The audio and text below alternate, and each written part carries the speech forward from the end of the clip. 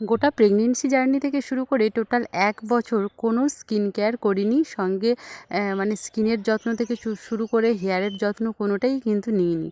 তো অনেক দিন পরে আজকে মানে একটু স্কিন কেয়ার করতে বসেছি। কারণ কি, খুব শীঘ্রই শ্বশুরবাড়িতে ফিরে যেতে হবে। তো শ্বশুরবাড়ি যাওয়ার আগে নিজেকে একটুখানি ফ্রেশ করে হ্যালো নিচ্ছি। এভরিওয়ান, কেমন আছো সকলে? আশা করি সকলেই ভালো আছো, সুস্থ আছো। সকলকে সুপ্রভাত জানাই আর আমার ব্লগে অনেক অনেক অনেক ওয়েলকাম জানাই। আজকের ভিডিওটা দেখো, বাপের বাড়ির একটা সকাল থেকে শুরু করেছি। মানে খুব শীঘ্রই শ্বশুরবাড়ি ফিরে যেতে হবে। তো বাপের বাড়ির চারিদিকটা একটু ভালো করে পরিদর্শন করে নিচ্ছি, মানে দেখে নিচ্ছি আবার কবে আসতে পারবো। কারণ ছোট বাচ্চা নিয়ে আগে যেরকম যাতায়াত করতাম খুব ঘন ঘন, সেটা তো আর করতে পারবো না। তো সে কারণেই আজকে সকালটা একটুখানি একদম কুয়াশাচ্ছন্ন, সেই সঙ্গে হালকা কাঁচামেঠে রৌদ্রও উঠেছে। সবটা মিলেমিশে বেশ প্রকৃতিটা খুব সুন্দর চমকপ্রদ মনে হলো। তো ভাবলাম যে চারিদিকটা একটুখানি তোমাদেরকে ঘুরিয়ে দেখাই। সেইভাবে তো ব্লগ করাই হয়ে ওঠে না ছোট বাচ্চাকে নিয়ে, তোমরা তো জানোই। তো সে যাই হোক, দেখো বাবার বাড়িতে গাছে কি সুন্দর ফুলগুলো ফুটবে ফুটবে করছে আর কি। মানে একদম তো সকালবেলা একটুখানি রৌদ্র মানে সূর্যি মামাটা ভালো করে প্রকাশিত হলেই ফুলগুলো কিন্তু একদম প্রস্ফুটিত হয়ে যাবে। তো তোমাদেরকে একটুখানি দেখাচ্ছি যে কত ফুল দেখো গাছে। এই বসন্ত ঋতুতে কিন্তু মানে বসন্ত ঋতু যেহেতু শেষের পথে, গ্রীষ্ম শুরু, তো এই সময় কিন্তু প্রচুর ফুল হয়। আর গাছে আম তো প্রচুর ধরেছে, প্রচুর আম ধরেছে। জানি না মানে প্রকৃতি দেবতা আমগুলোকে রাখবে কি রাখবে না। কারণ এবছর প্রত্যেকের গাছে কিন্তু প্রচুর পরিমাণে আম ধরেছে। আর মানে ছোট বড় সব রকম গাছে না আমার বাপের বাড়িতে আম ধরেছে, সঙ্গে জামরুল গাছেও জামরুল ধরেছে। ভিডিওতে ভয়েস দেওয়ার সময় এত পাখির ডাক, তোমরা নিশ্চয়ই আওয়াজ পাচ্ছ। প্রকৃতির মাঝখানে বসে যখন ভয়েস দেই না, বেশ ভালোই লাগে। চারিদিকের হালকা আওয়াজগুলো আসে, পাখির কাকলি। তো সে যাই হোক, দেখো এই যে আমাদের গাছে কিন্তু প্রত্যেকটা গাছে ভালোই আম হয়েছে। প্রচুর আম হয়েছে। মানে ছোট গাছগুলোতে, যেগুলোতে কোনো বছরই আম হয় না, মানে নতুন গাছ, সেগুলোতেও প্রচুর প্রচুর আম ধরেছে। একদম ডালে মূলে আম ধরেছে। চারিদিকটা দেখো কতটা সুন্দর দেখাচ্ছে। বাবার বাড়িতে আবার কবে আসতে পারবো জানি না। তো সে যাই হোক, দেখো চারিদিকটা তোমাদের সাথে শেয়ার করে নিয়ে এই যে ব্রাশটা করে নিচ্ছি। কারণ সকাল সকাল আবার পড়তে চলে এসছে, সকলে পড়াতে হবে। আর সকলের না এই সিজনে পরীক্ষা চলছে। ওদের পরীক্ষাটা কমপ্লিট হয়ে গেলেই মানে বাপের বাড়ি শ্বশুর বাড়ি চলে যাবো আর কি। কারণ বাপের বাড়িতে 3 মাস থাকবো বলেছিলাম বেবি হওয়ার পরে। তো ছেলেমেয়েরা এমন করলো যে ওই 3 মাস ওরা আমার কাছেই পড়বে, এরকম হচ্ছে ব্যাপার। তো সে যাই হোক, ওই জন্য 3টে মাস আমি পড়িয়ে দিলাম। আর 3টে মাস শেষ করে ওদের ফার্স্ট ইউনিট টেস্ট, তো ফার্স্ট ইউনিট টেস্টটাও আমি কমপ্লিট করে দিয়ে তারপরে শ্বশুরবাড়িতে চলে যাব। সকাল সকাল দেখো একেবারে ফ্রেশ হয়ে নিয়েছি। এবারে একদম জানলা দরজা খুলে নেবো। এখনও কিছুই খুলিনি, কারণ বাবু ঘুমালে আমি কিছুই খুলি না, এগুলো সব বন্ধ থাকে। ও যতক্ষণ খুশি ঘুমিয়ে নিক, তারপরে ওকে কিন্তু ঘুম থেকে তুলি। ঘুমিয়ে থাকলেও তুলে দিই। খুব বেশি সকালবেলা খুব বেশি সময় ওকে ঘুমোতে দিই না, কারণ সকালবেলাটা একটু উঠলে না ভালো হয়, ফ্রেশ মানে কি বলবো, হাওয়া বাতাস সব কিছু ফ্রেশ থাকে। সেই সময়টা ওকে বাইরে থেকে একটু ঘুরিয়ে আনি, সবটাই আর কি করি। তো ওই জন্য ওকে বেশি সময় ঘুমোতে দিই না সকালবেলা। ওই 7টার মধ্যে তুলে দিই। যদিও ঘুমে থাকে তবুও আমি 7টার মধ্যেই ওকে তুলে দিই।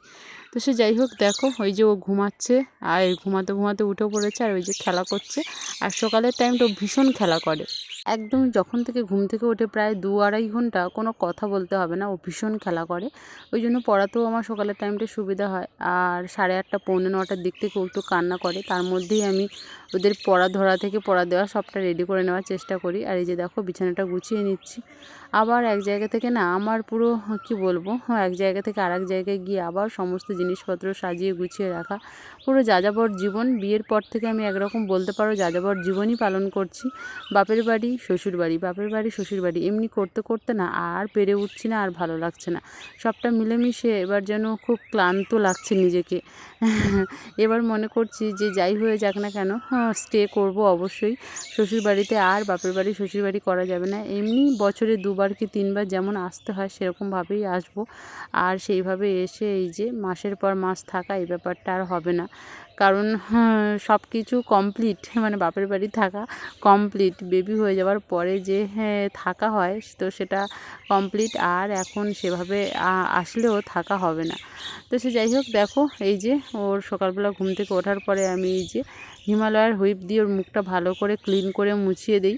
একদম যেহেতু সারা রাত ঘুমিয়ে থাকে তো দুধ খায়, দুধের একটা ওই যে পড়ে থাকে, কি বলবো, ওই যে হয় না একটা হালকা আবছা ভাব থেকে যায় সাদা সাদা। তারপরে চোখের কোণায় পিছুটি সবটা কিন্তু এই হুইপ দিয়ে আমি ভালো করে মুছে দিই, একদম সুন্দর করে ফ্রেশ করে দিই। তারপরে জামা চেঞ্জ করে দিই, জামা চেঞ্জ করার পরে ওকে স্ন্যাপি থেকে সবটাই চেঞ্জ করে দিই, তোমরা তো দেখলে সব চেঞ্জ করে দিয়ে ভালো পরিষ্কার জামা কাপড় পরিয়ে তারপরে ওকে বাইরে নিয়ে যাই ঘুরতে যাওয়ার জন্য। একটুখানি ঘুরিয়ে নিয়ে এসে ওকে এই যে বারান্দার খাটে শুইয়ে দিয়ে তারপরে আমি এখানে পড়াই। আর সকলের যেহেতু পরীক্ষা, সবাই কিন্তু রমরমিয়ে পড়াশুনো করছে। ওদেরকে আমি ভীষণ মিস করব কিন্তু শ্বশুরবাড়িতে গেলে। কী আর করব বলো, পরিস্থিতির চাপে মানে সময়ের সাথে সাথে সব কিছু পরিবর্তন করতে হয়। আমার বেবিকেও সময় দিতে হবে এখন, আর নিজের কর্মক্ষেত্র মানে নিজের কর্ম বা কাজ ত্যাগ করে আমার বেবিটাকেও সময় দিতে হবে। ওকে একদম বাপের বাড়িতে সময় দেওয়া হয়ে ওঠে না, কারণ 2 টাইম পড়াতে হয়, তার মাঝখানে যতটুকুনি টাইম পাই ততটুকুনি নিজের জন্য তো একেবারে কিছুই করা হয়ে ওঠে না।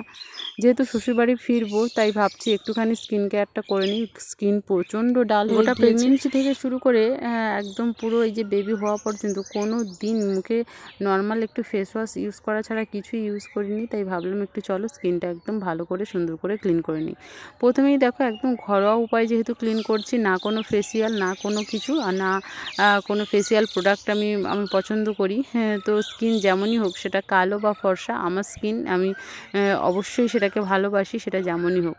বেবি যেহেতু ব্রেস্ট ফিডিং করানো হচ্ছে বেবিকে, তো ওই কারণে না স্কিনের একদম রুক্ষ সূক্ষ্ম ভাব চলে আসে। এটা স্বাভাবিক, ক্যালসিয়ামের ঘাটতি হলেই এটা হয়।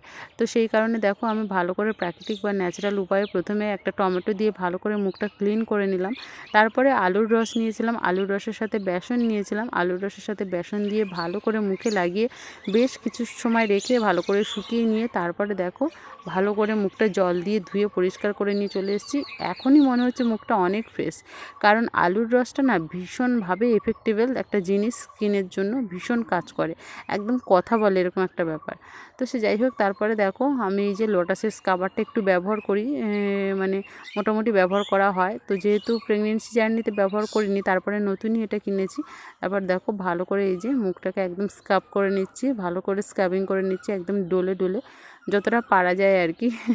কারণ খুব বেশি অনেক দিন যেহেতু করি না মুখে কিছু, সে কারণে খুব বেশি চাপাচাপি করলে সমস্যা। তো ওই জন্য হালকা হাতে আমি দেখো রাব করে নিচ্ছি ভালো করে। আর এমনিতেও স্কিন কেয়ারের খুব বিশেষ কোনো জিনিস নেই আপাতত আমার কাছে, তো ওই জন্য যেটাই ছিল ঘরোয়া উপায় সেটাই একটু ভালো করে ক্লিন করে নিচ্ছি। আর এদিকে ভুরু প্লাকটাও করে নিয়েছি, সরি ভুরু প্লাকটা এখনও করা হয়নি, ভুরু প্লাকটা করে নিতে হবে বৌদির কাছ থেকে, কারণ আমাদের বাড়িতেই বিউটিশিয়ান, বৌদি বিউটি পার্লারের কাজ জানে আর কি। তো শুধু ভুরু প্লাকটা করে নেবো, ব্যাস শ্বশুরবাড়ি যাওয়ার জন্য আমি একেবারে রেডি হয়ে যাব। গত 2 দিনের মধ্যেই শ্বশুরবাড়ি চলে যেতে হবে। তো দেখো ভালো করে আমি মুখটা একদম ক্লিন করে নিয়ে চলে এসেছি। যেহেতু স্ক্রাবিং করার পরে স্কিনটাকে একটুখানি রিলিফ দেওয়ার জন্য আমি দেখো একটা বরফ এখানে একদম হালকা করে মুখে ডলে নিচ্ছি। আর সেইভাবে কোনো ময়েশ্চারাইজার সেইভাবে কোনো কি বলবো ফেসিয়াল প্যাক আমি বানাইনি, বানালে ঘরোয়া উপায়ে বানানো যেতে পারতো, কিন্তু ওই যে বললাম না বেবিকে নেওয়ার মতন কেউ নেই। বাপের বাড়িতে 2টো বেবি যেহেতু খুব সমস্যা হয়ে যায় জানো তো, দুজনকে সামলানো অনেকটা বেশি চাপের হয়ে যায়। কারণ মায়ের প্রচুর কাজ থাকে, বৌদিরও রান্না বান্না এটা ওটা কাজ থাকে, বাবা সবসময় কাজে, দাদাও কাজে।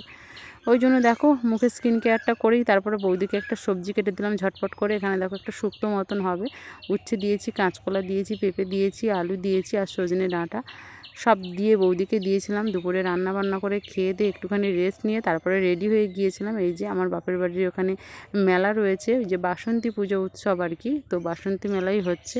বেবিকে নিয়ে এই প্রথমবার আমি মেলায় যাব। বৌদিও এখানে রেডি হয়ে গিয়েছে আমাদের বৌদির পুজোকে নিয়ে, হ্যাঁ আমার পুজোকে নিয়ে আমি রেডি হয়ে গিয়েছি। আমার বান্ধবীও এসছে, আমার মা, আমরা সবাই মিলে যাচ্ছি। খুব বেশি সময় থাকবো না, যদিও একদম ঘরের পাশে মেলা বলে তাই বেবিকে নিয়ে বেরিয়েছি, নয়তো এত ছোট বাচ্চাকে নিয়ে বেরোনো একেবারে কোনো প্রশ্নই ওঠে না। একদমই আমাদের ঘরের পাশেই মেলাটা হচ্ছে। তো সে যাই হোক, দেখো চারিদিকটা একটুখানি তোমাদেরকে ঘুরিয়ে দেখাচ্ছি। এই যে খুব সুন্দর লাইটিং, একদম লাইটিংয়ের ব্যবহার, আর পুরো খোলা মাঠে খোলা ময়দানে যেহেতু মেলাটা হয় না, চারিদিকে দেখো একদম খোলা, প্রচুর লোকজন কিন্তু। আর আজকে যেহেতু মানে মেলা মেলার শেষ দিন, তো ওই জন্য প্রচুর লোকজন এসছে মেলাতে। চলো যতটা পারবো তোমাদেরকে ঘুরিয়ে দেখাবো, কারণ খুব বেশি পারবো না, কারণ বৌদির কাছেও ছোট বাচ্চা, আমার কাছেও ছোট বাচ্চা, আর মা তো পারেই না ক্যামেরা ধরতে। বান্ধবী যতটুকুনি করেছে ততটুকুনি তোমাদের সাথে শেয়ার করছি। মেলার মধ্যে দেখো প্রবেশ করেছি, যেহেতু বরমশাই নেই, আসেনি, বরমশাই আসলে আরও ভালো হতো।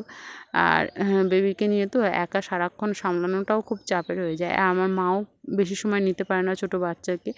সারাদিন পরিশ্রম করার পরে মায়েরও আর মানে কি বলবো, গায়ে শক্তি থাকে না। চলো ঠাকুর দর্শন করিয়ে নিই তোমাদেরকে একটুখানি। এই যে দেখো আমাদের এখানে বাসন্তী দেবী খুব সুন্দর করে কিন্তু এই যে প্যান্ডেলটা করেছে, এখানে ঠাকুরের মঞ্চটাও বেশ সুন্দর করে সাজিয়েছে। সবশেষে দেখো এই যে ঠাকুর দর্শন করে মেলাতে একটুখানি ফুচকা, একটু আইসক্রিম খেয়ে, মেলাতে অনুষ্ঠান ছিল সেটা একটুখানি জাস্ট বেশি না, 15 থেকে 20 মিনিট দেখেই বাড়ি চলে এসেছিলাম। আজকে ভিডিওটা বন্ধুরা এতটুকুই। বাপের বাড়িতে এটাই আমার লাস্ট ভিডিও। আবার শ্বশুর বাড়িতে এসে তোমাদের সাথে দেখা হচ্ছে। ততক্ষণে সকলেই ভালো থেকো, সুস্থ থেকো, সকলকে টাটা।